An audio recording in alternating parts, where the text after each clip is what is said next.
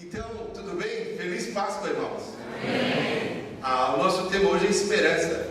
A Páscoa é uma lembrança. Eu acho que quando foi instituída, a ideia não era de alegria, parece que era de devoção, de ficar triste, olhar para a cruz.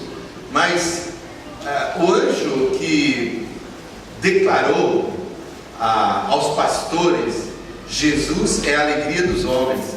Eu não sei porque determinados eventos, como Páscoa, a gente fica triste, contrito. Também pode ser, mas hoje é dia de alegria, dia de festa. Nós temos que celebrar. E eu tenho dito, vir ao Brasil, quando a gente está aqui no Brasil, a gente não tem como fugir de observar esse fenômeno que está acontecendo, que é esse movimento evangélico, que é a presença da igreja evangélica na sociedade brasileira. E a minha preocupação nós estamos demonstrando ou comunicando o reino e a graça de Deus, ou algumas coisas que não são boas. Então, nós estamos dentro de um fenômeno bem estranho, mas nós podemos fazer a diferença, porque o Evangelho é luz, o Evangelho é diferente. Então eu e você que conhecemos a palavra de Deus, temos esse compromisso de ressaltar, evidenciar a graça e o poder de Deus através daquilo que somos, daquilo que fazemos. Então hoje de manhã é uma festa, tá legal que está comunicando alegria, celebração, batismo. É isso. O céu tem festa hoje de manhã por vocês, com certeza.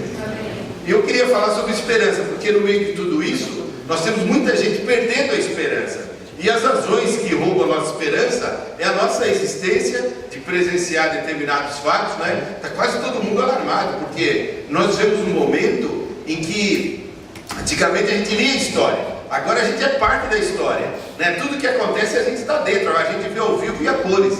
Tem eventos que a gente está lá filmando agora está para vão recuperar os celulares do pessoal que estava no avião lá da Germanwings que caiu, e parece que tem coisa filmada, quer dizer, os caras filmaram a própria morte. Então nós estamos dentro da história. História não é alguma coisa do passado. E eu e você como cristãos, demorou para a gente cair a ficha. Eu e você fazemos história. Então nós temos uma responsabilidade de entender o plano de Deus para o nosso tempo, na nossa geração. E se a gente não entende o que Deus está fazendo, a gente perde a esperança, porque não tem controle. O que está acontecendo no mundo, gente? O que está acontecendo no mundo? Parece que está tudo perdido, e não é bem assim. E nessa manhã eu queria, nessa Páscoa, trazer algumas coisas para você sobre esperança, que eu acho que a gente precisa entender o conteúdo. A passagem que a gente vai ler está em Lucas, no capítulo 1, que é uma história que a gente lê no Natal, mas a gente vai ler na Páscoa, bem diferente hoje. É a história do Zacarias, que é um sacerdote casado com Isabel. Eles são os pais do João Batista. É aquele sujeito profeta que veio preparar o caminho do Senhor. Jesus ia chegar e ele veio então na frente para começar a preparar o caminho, dizer: olha, o Cristo está vindo, o Messias vai nascer. E é interessante como acontece a história do Zacarias. No capítulo 1, versículo 5 diz: existiu no tempo de Herodes, rei da Judéia, um sacerdote chamado Zacarias, da ordem de Abiás, cuja mulher era das filhas de Arão, e o seu nome era Isabel. Ambos eram filhos de sacerdotes. Para ser sacerdote tinha que ser da linhagem sacerdotal.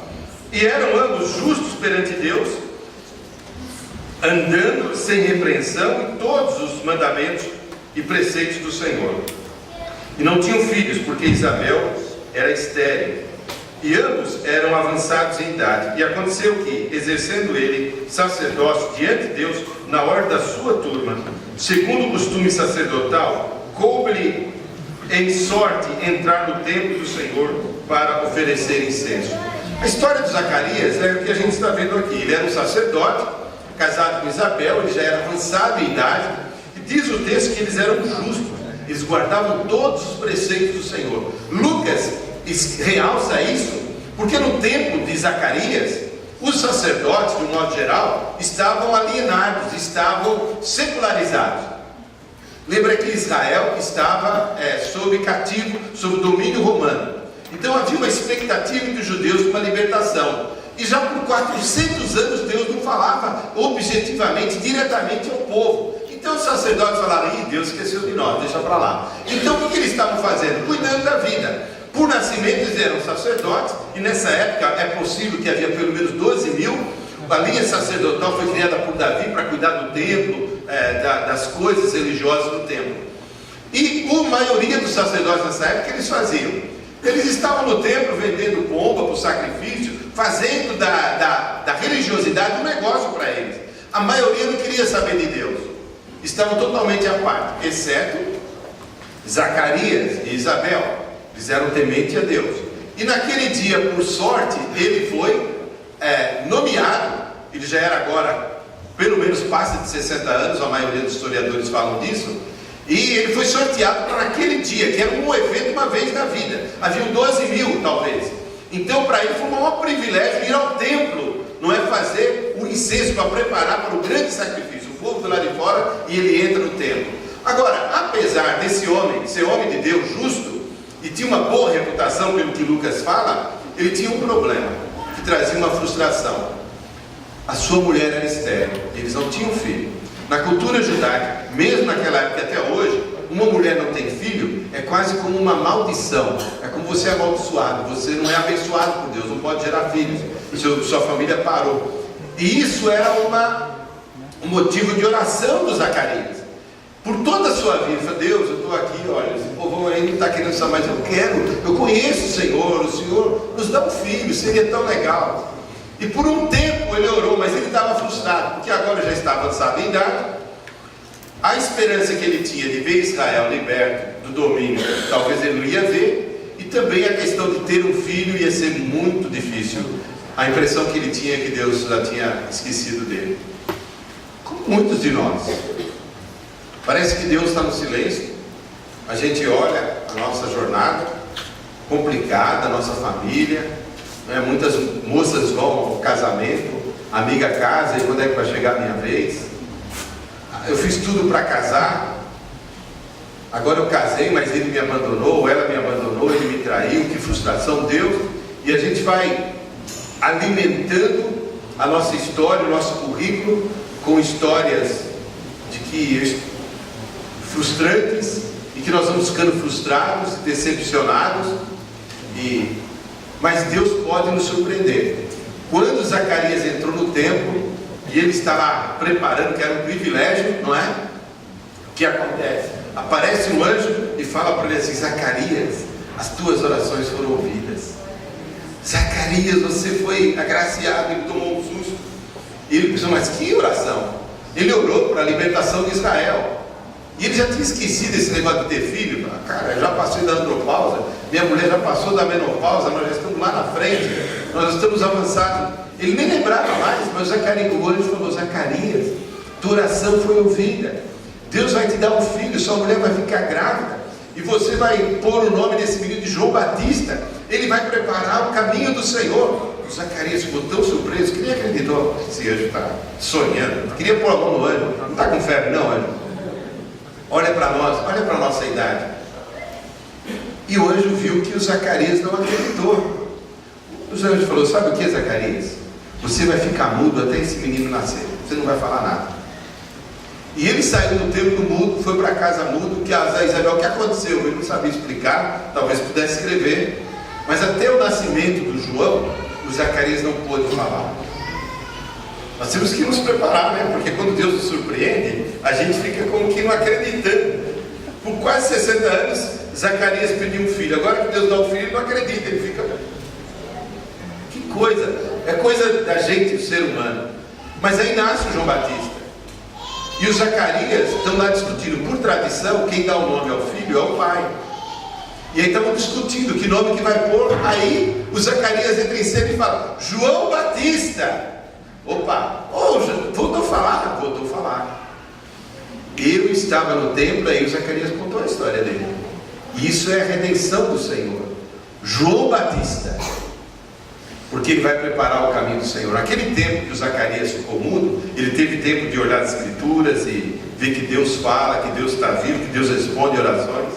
E aí ele ficou tão feliz que aí ele vê a redenção do Senhor. E aí então ele fala: seu pai Zacarias foi cheio do Espírito Santo e profetizou. É Lucas que está falando isso. Louvado seja o Senhor, o Deus de Israel, porque visitou e redimiu o seu povo.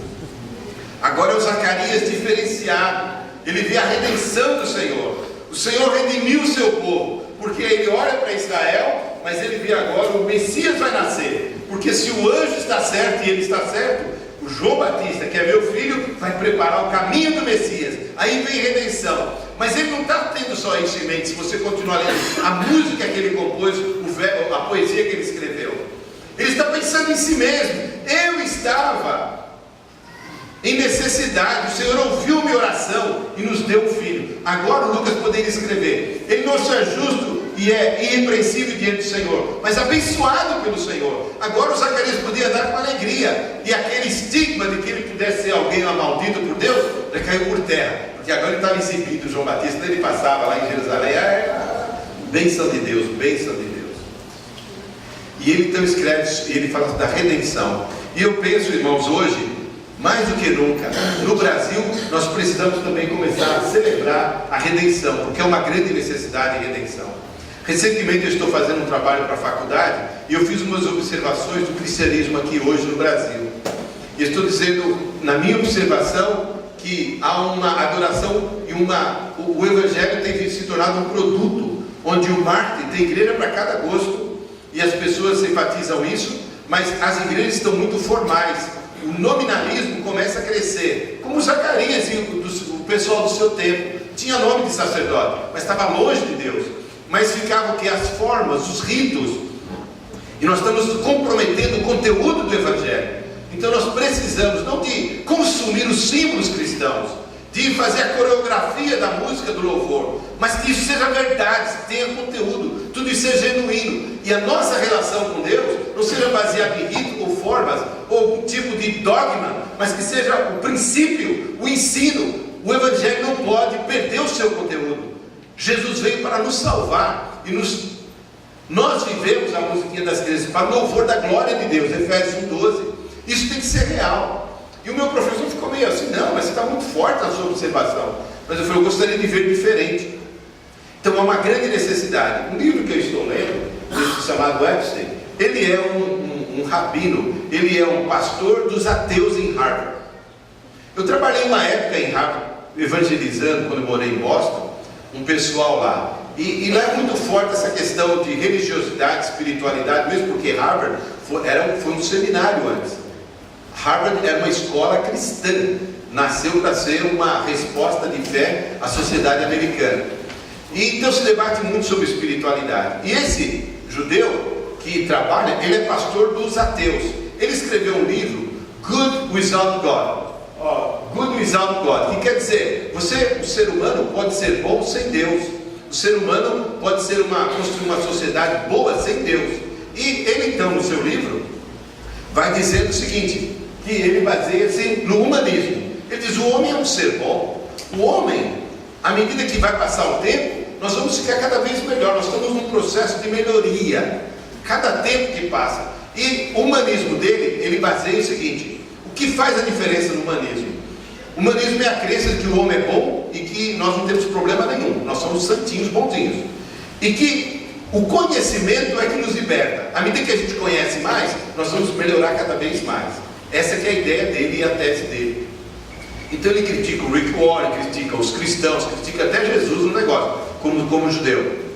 E aí, eu fico pensando, quando ele fala sobre isso, ele tem uma ideia de que o conhecimento vai ajudar e nós vamos melhorar o nosso comportamento. Então eu fiz um gráfico do conhecimento, que é a linha verde. Há 5.000 anos antes de Cristo, é que até onde a história pode ir, não é? Esses 5.000 anos aqui até, a gente tem uma série de coisas que vai acontecendo mesmo. E aí o homem vai conhecendo, a gente descobre o ferro, aí trabalha a madeira, e vem vindo até Cristo, né? Já se trabalhava o ferro, malhava o ferro, etc. E aí depois de Cristo, o conhecimento, que é essa linha verde aqui, começa a subir. De tal maneira que nesses 2000 anos de história, hoje, conhecimento é magnífico. Olha a gama de conhecimento que tem. Olha aqui como é que eu estou falando, olha, com laser na minha mão. Já pensou laser na minha mão? Microfone. A Orleusa pegou um vídeo ali agora há pouco da turminha aqui, já passou para a China, para uma discípula dela, e ela pode assistir tudo o que aconteceu aqui. Assim, em tempo real, irmãos, no ano 2000. A ciência, a tecnologia, né? A gente vai lá assim no aeroporto, os caras veem a gente por dentro. Isso aí acontecia, isso seria imaginável numa época, 10 anos atrás talvez. Mas o conhecimento cresceu muito e vai crescer ainda mais. E tem melhorado. Agora eu fiz a outra linha, que é o comportamento. Segundo a tese do Epstein, à medida que a gente conhece, a gente vai se melhorando. Aí a gente pega então o comportamento moral. O homem, né? Porque a gente vê que o homem estava lá em cima, o pecado traz ignorância, eu acredito nisso, e a gente ficou ruim. Mas depois do pecado, você já vê o filho de Adão assassinando. Depois vem outra geração, Noé, que ficou uma sociedade totalmente depravada, que Deus teve que mandar dilúvio. E vem vindo aí, depois vem Babel, o pessoal fica confuso, divide as línguas, e a gente só vai vendo o comportamento moral humano caindo. E apesar de hoje o conhecimento estar aqui em cima, nosso comportamento moral não melhorou nada. A tese do Epstein não funciona. É impossível a gente ser pessoas boas sem Deus. O cara que recentemente derrubou um avião, o cara não era um analfabeto, o cara era um piloto com honrarias, passou pelas melhores escolas, estudou nos Estados Unidos. Em termos de conhecimento, o cara sabia muito. Mas olha o comportamento, o espírito assassino que ele tem, porque ele tem direito de morrer, mas matar 149 numa tacada, o cara é mau. Então a gente vê que o comportamento humano, apesar do conhecimento, não melhora. Há uma necessidade de redenção. Eu e você precisamos de redenção. A gente anda na rua, está cheio de gente, mas olha, todo mundo que carrinho blindado, cada vez mais morando em prédios mais longe, se possível, né? Lá do primeiro andar, a gente quer morar no último, para ficar longe de tudo. Medo da violência. E o conhecimento está crescendo. Cada dia o conhecimento melhora, mas o comportamento piora, moralmente falando. A violência está solta. E não é só no Brasil, não. Isso é mundial, esse comportamento.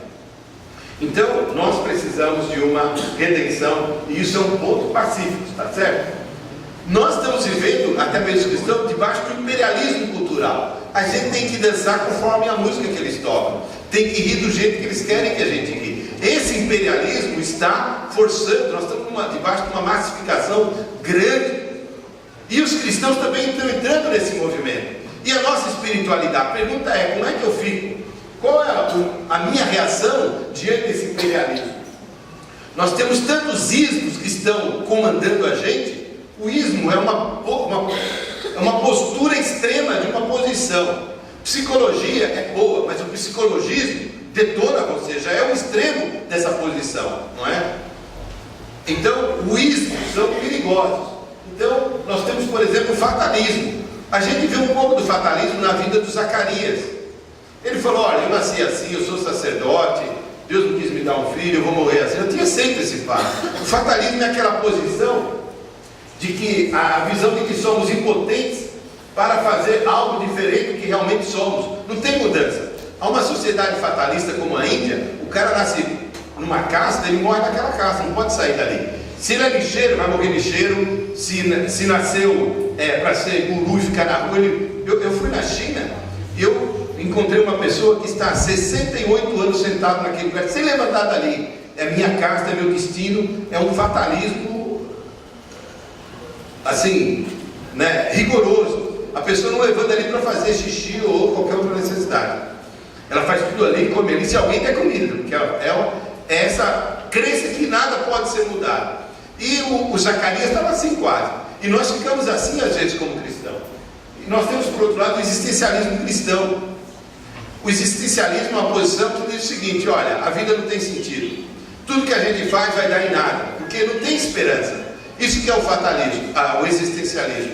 E nós temos o existencialismo cristão. Nós estamos encontrando muitos cristãos hoje nessa postura. Parece que não adianta nada. Não adianta orar, pastor. Eu já fiz. Caiu nesse existencialismo. Perdeu a esperança. Não faz sentido. mais ler a Bíblia, não vê sentido em orar, em ir ao templo, em ajudar, em educar. Nós caímos no existencialismo. Esse existencialismo cristão está tomando conta do cristianismo contemporâneo. Outro aspecto é o imediatismo, né? Eu sempre falo, uma vez nós fomos viajar com um casal chinês em Taiwan, fomos para a montanha com ele. Nós paramos um pouquinho na beira da estrada e eu notei que havia muitos ídolos que eles constroem, ídolos, imagens, com a cabeça quebrada, jogada no meio da estrada. Eu perguntei para o Mr. One, por que é esse monte de ídolos com a cabeça quebrada? Falar, isso daí, os taiwaneses e os chineses daqui, eles acreditam nesses deuses, tem diversos deuses, então eles oram para eles. E se ele não responde, eles vão lá, quebra a cabeça e joga fora. Quebra a cabeça desse Deus, se você não presta, joga ele fora. Isso é um imediatismo religioso. Mas quantos de nós, né, não estamos assim hoje? Onde você está, irmão? Subiu da igreja, Deus não respondeu, já foi para outra igreja, já foi para outro lugar, já foi para outra campanha.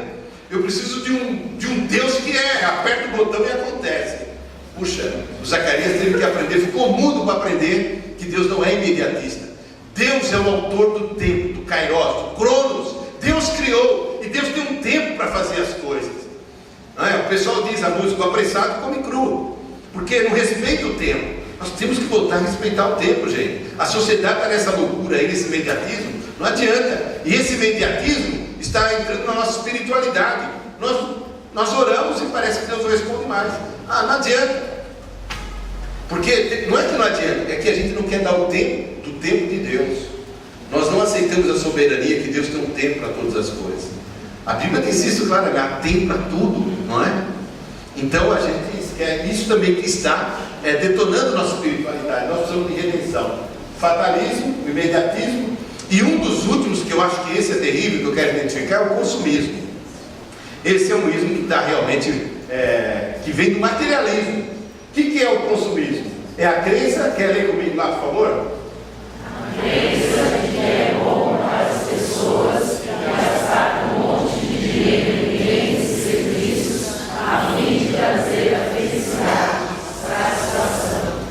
Isso aqui é uma coisa que não é... Você tem alguém que pratica isso, não tem? Eu preciso gastar, eu preciso comprar mais, eu preciso de um shopping, eu preciso trocar de carro, eu preciso comprar mais um sítio, eu preciso comprar mais uma casa de praia. É o consumismo. Eu vou e você precisa comprar mais. A ideia é buscar satisfação. Eu tenho esse livro no meu iPad, é um livro chamado Quanto que é Suficiente. É escrito por dois economistas, o pai e o filho, britânicos. How much is enough? Eles dizem o seguinte: fizeram uma pesquisa, o que leva uma pessoa a querer ficar rica. E ele disse, olha, primeiro é insegurança. O cara quer ficar rico para ter segurança. Segundo, para ter uma família com harmonia. Terceiro, para garantir a aposentadoria, ter um final de vida que não vai depender de ninguém.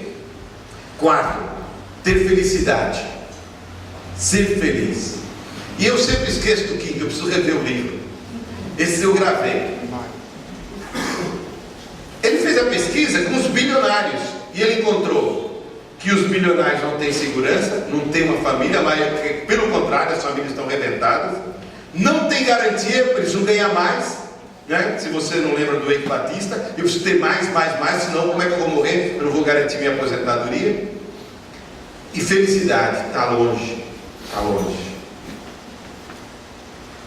O consumismo leva a pessoa para esse fim, e quanto mais ter, mais vazio a vida fica, não é? Então o consumismo é terrível.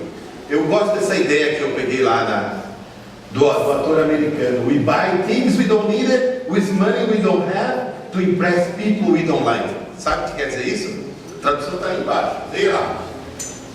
Nós compramos coisas que não precisamos, com dinheiro que não temos, para impressionar as pessoas que não gostamos. Isso é parte do consumismo, que entra nessa área. O Epstein, né, que falou, vamos construir um mundo sem Deus. Dá essa ideia, o que o pessoal está fazendo. E aí é ruim. Então nós precisamos entender a redenção divina, porque nós estamos inseridos nessa sociedade, e eu e você como cristão temos que entender a redenção. Hoje é Páscoa, a gente está celebrando o quê? Um rito, um evento histórico, mais um elemento da religião que nós vamos consumir e só depois acabou. redenção é muito sério, porque Deus respondeu às necessidades básicas da humanidade quando enviou Jesus, e redenção é parte disso. Por isso nós temos que retomar isso hoje. Para nós entendermos redenção, tem 3 palavras gregas que falam dessa doutrina. A primeira é agorazo. A palavra agorazo significa ser comprado no mercado. É uma palavra que usa quando os escravos estavam no mercado, ou alguma coisa no mercado precisava ser comprada. Então o Novo Testamento usa essa palavra, agorazo. A outra é exagorazo, que significa, envolve ser transportado de um lugar para o outro, ou uma mudança de estado. Paulo, quando usa esse termo, ele compara a redenção que Deus fez conosco com um escravo que está no mercado. E ele tem o status de escravo, mas sempre tinha um mestre ou alguém, um senhor, que ia lá e comprava esse escravo e ou dava para ele a liberdade, ou o colocava para trabalhar para si, na posição de governante, mudava o status dele e tirava ele daquela situação.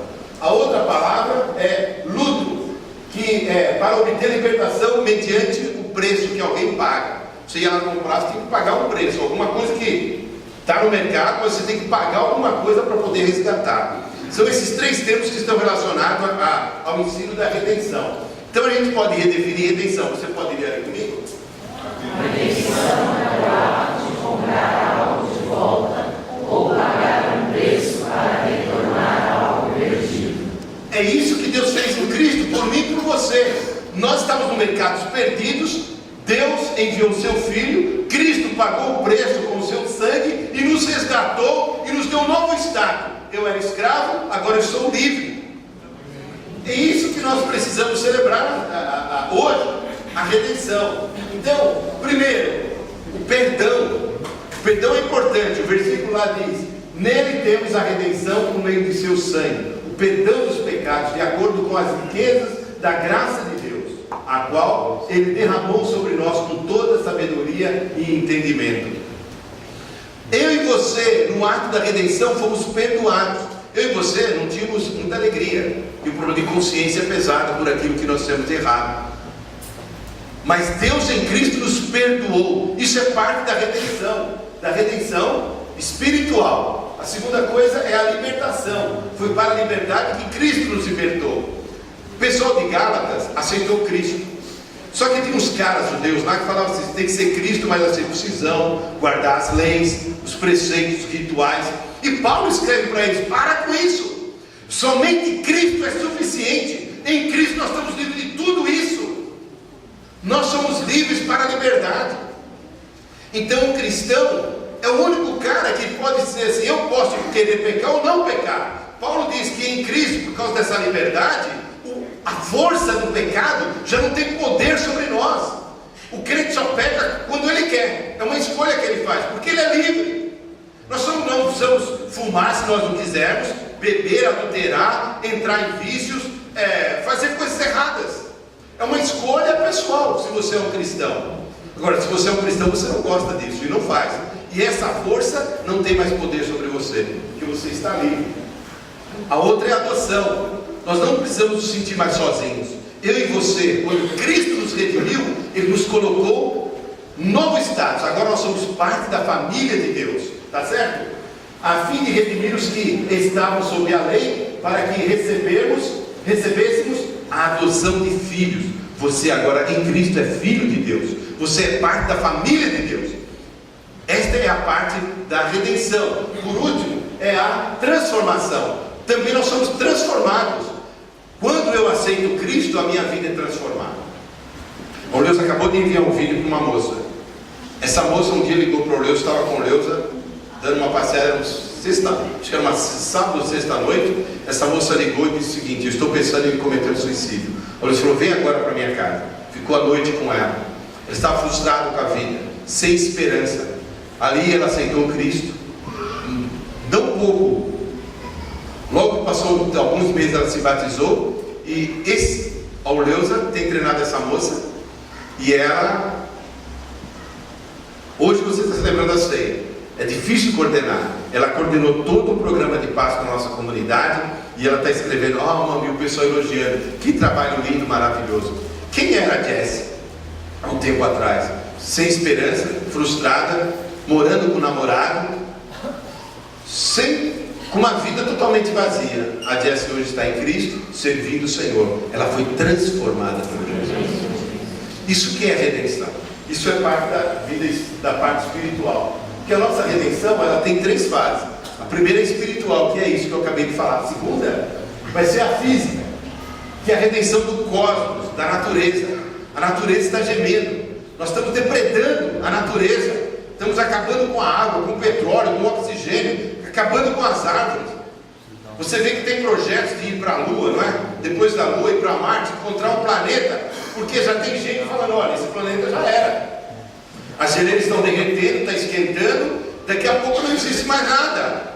Então, a natureza, por causa do pecado, está gemendo e precisa ser redimida. E Paulo diz de que a própria natureza criada será libertada, ou libertada da escravidão, da decadência que se encontra, recebendo a gloriosa liberdade dos filhos de Deus.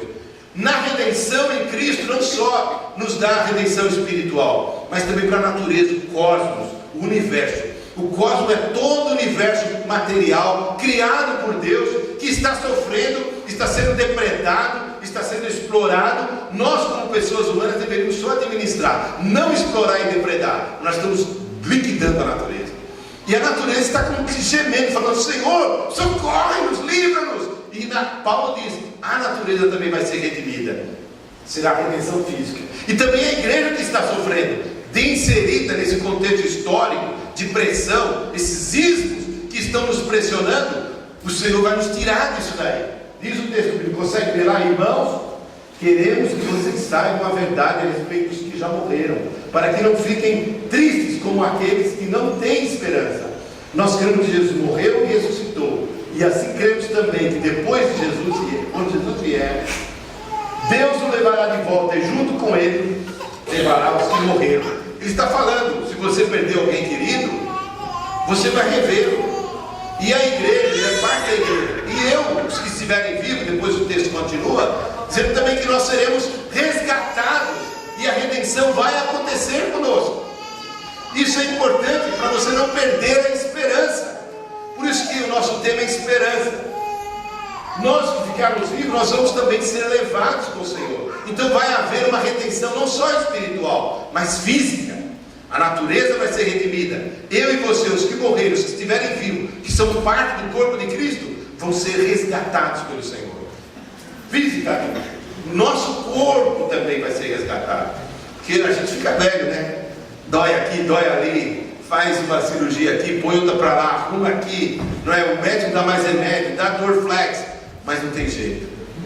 Nosso corpo é fraco. Mas o Senhor prometeu que até o nosso corpo vai ser redimido. Mas nós somos cidadãos do céu, onde? Lê comigo. Onde o Senhor Jesus Cristo vive. Continua lendo. E nós estamos esperando o Senhor para voltar como nosso Salvador. Ele vai levar os nossos corpos mortais, fracos, e transformá-los em corpos gloriosos, com a sua própria, usando a mesma força, com ele vai fazer tudo sob o seu controle. Então, o Senhor vai nos dar um corpo novo. Esse corpo não será, mas está prometido que o nosso corpo fraco vai ser redimido.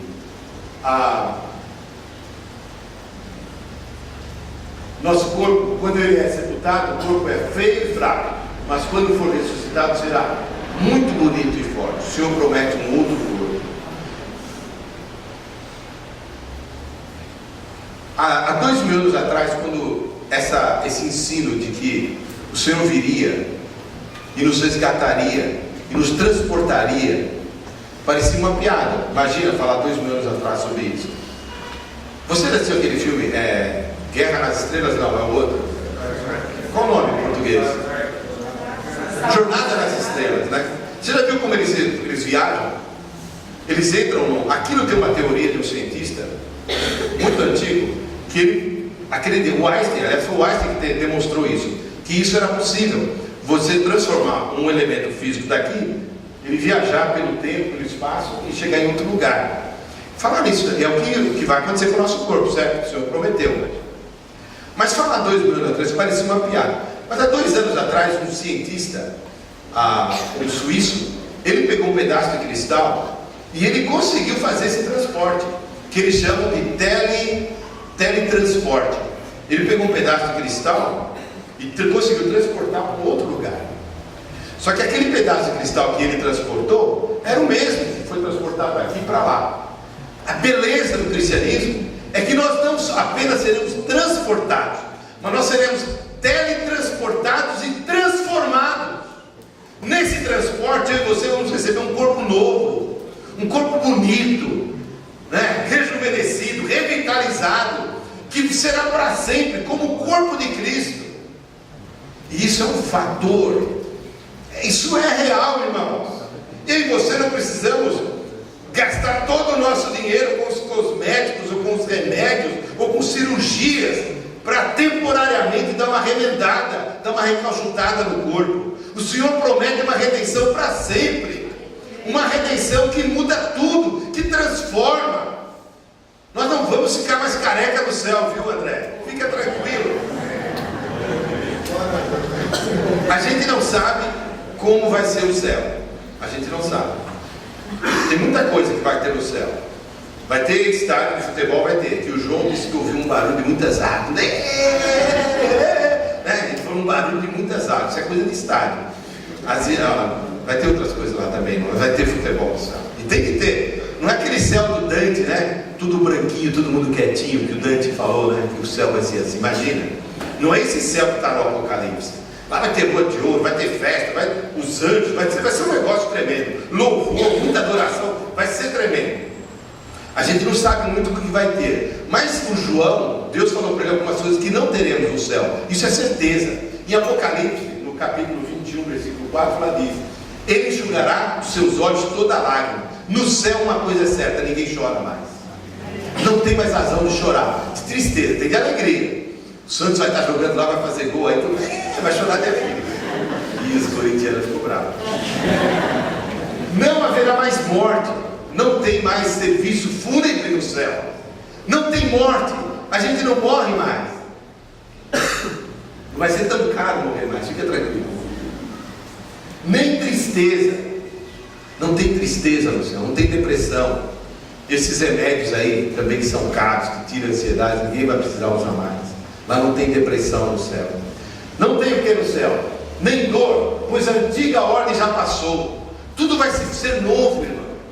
Tudo será novo. Eu estou tentando falar que a redenção é espiritual, perdão, libertação, adoção, mudança de status, que será física, não só da igreja, como corpo coletivo, como também os que morreram, os que estiverem vivos, que é parte da igreja de Cristo. Nós seremos redimidos fisicamente, e que no céu nós vamos ter uma redenção plena, de um novo sistema, de uma nova ordem, e que nós não vamos precisar mais nem votar e nem ter medo de eleger, seja quem for. Eles não vão mentir para nós, eles não vão nos enganar mais em eleição, porque lá é um sistema novo de justiça, do bem, onde não ficamos mais doentes, a medicina não vai estar corrupta, e nem a política, e nem eu mesmo vou ser um corruptor. Eu vou estar livre plenamente para adorar e servir o Senhor, e me relacionar com a família e o povo de Deus. E diz Apocalipse que Deus desce e vai habitar entre os homens, e serão só Deus, um só povo. Então eu estou tentando dizer para você, se você está como Zacarias, frustrado, ansioso, que vem na igreja, queima um incenso, volta para casa, diz: Deus esqueceu de mim, que você volte a acreditar nisso que diz a palavra de Deus. O Senhor não esqueceu de você, irmão. O Senhor sempre ouve tua oração. Todas as suas orações podem demorar 50 anos, mas Ele vai responder, ou sim ou não, ou Ele tem dito para você: espera. O Senhor que fez a redenção em Cristo, Ele não mudou. Passaram os céus e a terra, a sua palavra não vai passar. Isso está garantido, não é por mim, está averbado. Quando Deus falou para João Batista: escreve. Se você é um advogado, é importante você escrever os seus compromissos, por isso ele faz contrato. Aí o Senhor falou: escreve, estou fazendo nova todas as coisas. A verba do Senhor expressando, e acrescentou: escreve escreve isso, pois essas palavras são verdadeiras e dignas de confiança, de credibilidade. Pode escrever, Deus está falando, porque eu, Senhor, vou cumprir o que estou falando para você hoje. Eu vou dar o céu para as pessoas. Por isso, irmãos, vale a pena ser fiel. Deixa os ismos do lado e vamos continuar seguindo o Senhor no nosso tempo. Não, vamos ser como Abacuque. Ainda, Senhor, que a videira não floresça, e o Senhor não me respondeu, não tem problema, mas eu confio em Ti, Senhor. Vamos fazer como o Jó. Eu sei que o meu Redentor vive, e no último dia vai me levantar. A esperança, irmão. Não há razão nós que seguimos o Senhor perdermos a esperança. Deus é fiel. E o que nós precisamos hoje nesse contexto brasileiro, ser diferente, sermos verdadeiros seguidores de Jesus, valorizarmos a oração e valorizarmos a palavra do Senhor. Digno é a minha palavra, de toda a confiança, o Senhor está dizendo essa manhã. Não abandone, volte a ler a Bíblia, irmão. Irmão, você perdeu a esperança, está no existencialismo, fatalismo ou qualquer ismo que você esteja. O Senhor hoje, nessa Páscoa, quer que você celebre a Páscoa, tendo em mente: eu sou o Senhor da esperança para você. Ah, mas sou religioso, sou sacerdote. O Senhor falou, eu ia falar igual que é em inglês. Não interessa. O Senhor quer você como todo cristão, irmão. É um sacerdote. Você é um missionário. Nós estamos na China obedecendo. Prega, ensina, batiza. Isso tem que acontecer todo domingo aqui. O redimido, ele é o agente da redenção. Os prédios de Santo André, essas gaiolas ou prisões, as pessoas estão blindadas espiritualmente, frustradas. Elas ligam a televisão, elas falam: não é possível que esse Deus que eles falam, isso aí não é real, isso é um absurdo, isso é loucura. Comprar água de Israel, Israel um dia foi santo, hoje todo mundo todo é santo. O mesmo Deus que criou Israel, criou a água aqui do Tietê, a água aqui da Minas. É a mesma água, irmãos. O fato de estar em Israel não muda. Ainda tem o cara que quer construir um templo de Salomão. Salomão já era, irmão. Lá, nós estamos na graça. Vamos parar de consumir esses símbolos da religião. Nós temos que não perder a forma. O conteúdo do cristianismo é a redenção de Deus em Cristo Jesus. Em Cristo, irmão, só Ele. Somente Ele. E mais nada. Eu e você fomos perdoados. Por isso nós não podemos perder a esperança. Você tem que compartilhar isso com essas pessoas que estão enjauladas nesses condomínios de Santo André, que cada dia mais um prédio novo. Nietzsche, que declarou: Deus está morto. Ele era neto de um pastor que escreveu um livro, Avivamento na Minha Pátria. O Nietzsche cresceu na igreja evangélica. Ele que declarou: God is dead. Deus está morto. Porque ele olhava para o cristão, ele ia para a igreja, não tinha uma correspondência na fé o que eles viviam, porque eles estavam presos às formas, aos rituais, à história, às tradições. Ele escreveu: esse Deus não existe, não é possível, Deus morreu, porque ele estava pensando: um Deusinho faria alguma coisa, ou esses caras que estão mostrando Deus, está longe do Deus da Bíblia. Ele preferiu dizer: Deus está morto. Muita gente nesse condomínio falou: Deus morreu, Deus esqueceu da gente. Deus existe, mas Ele está longe desse planeta. Onde está a igreja do Senhor Jesus, irmãos? Onde estão os cristãos redimidos? Qual é a nossa celebração? O que nós comunicamos? Nesta manhã, nestas Páscoas, eu quero que você faça uma decisão. Senhor, eu sou um agente da redenção. Eu vou viver a redenção, porque eu estou livre, perdoado, sou da tua família, e eu vou passar isso adiante daqueles que estão ao meu redor. Amém? Amém. Pastor André, conta comigo, eu sou um agente da redenção, e eu vou comunicar no meu prédio. Falei para o André: o ideal é você ter em cada prédio desse duas famílias cristãs, e lá começar um grupinho. Começa lá, deixa o povo ver. Tudo que as pessoas precisam, irmãos, é ver Deus em nós. Não é na igreja. Não traz gente para a igreja. Nosso papel é levar pessoas a Cristo. É isso que nós estamos fazendo na China. Eu tive o privilégio de batizar mais de 80 pessoas. Essas pessoas são frutos de relacionamento. Alguém que chegou para ele e falou: você acredita em Deus? Não, olha, Jesus, eu quero. Amém? Há esperança, irmãos, porque Deus prometeu isso. E Deus honra a sua palavra. Eu quero orar com você.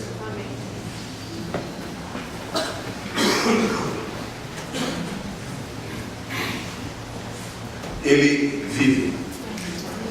Por isso eu posso crer no amanhã. Fique de olhos fechados. Fale com o Senhor Jesus. Ele ressuscitou, não foi hoje. Ele já está ressuscitado. E a Bíblia diz que Ele está à direita do trono, intercedendo por você. O que você precisa? Ver um milagre? Peça para Deus. Você tem liberdade como filho falar: pai, apressa aí aquelas orações que eu fiz, vai, por favor. Está difícil, está duro. Senhor, apressa essa oração. Responde, Senhor. Pai, obrigado pela história do Zacarias. Não é uma história de Natal, é uma história da nossa vida. Senhor, tem misericórdia, Senhor. Surpreenda o teu povo nesta manhã como o Senhor surpreendeu Zacarias. Manda um anjo, Senhor, dizendo: as tuas orações têm sido ouvidas. E o Senhor vai fazer. Senhor, e dá fé. Não nos deixa como Zacarias, Senhor, perplexo, assustado, surpreendido e não acredita. Senhor, nós não queremos ficar mudos. Nós queremos falar da tua grandeza à medida que nós a experimentamos. Senhor, faz um milagre nesta manhã de Páscoa. Revela-te o Senhor, como o Senhor apareceu a Maria de uma forma extraordinária. Aparece para esses irmãos. Entra na jornada dessa família, desses solteiros, desses divorciados. Ó Deus, dessas pessoas que estão lutando com vícios. Senhor, entra na história deles. Aparece ali nesta manhã como apareceu aos discípulos, Senhor. Mostra que o Senhor está vivo, e o Senhor os ama, e o Senhor pode fazer um milagre, Senhor. Eu oro por esta comunidade, que seja uma comunidade de ressuscitados, e que não celebrem a Páscoa apenas hoje, Senhor, mas todo dia, Senhor. Pai, obrigado por esse tempo com o Senhor e com a tua palavra.